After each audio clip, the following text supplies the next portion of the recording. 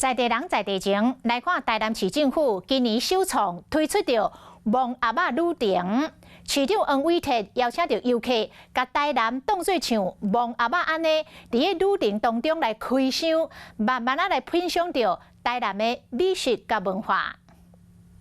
台南唔但真好耍，嘛有真侪好食品。市政府头一摆推出新挑战，由市长黄伟哲邀请游客来开箱台南，深度体验台南的好耍所在。固定路线的18条路线的这个美食双层巴士之旅，所以不管是看好山好水，或者是吃美食，事实上这18条路线你可以知道内容。台南市政府观光旅游局局长林国华讲，即摆嘛规划6大乡镇百岁主题，带游客在乡镇百岁游山玩水，记录食台南的好食料理。国外的人也认同台南有这个丰富的人文、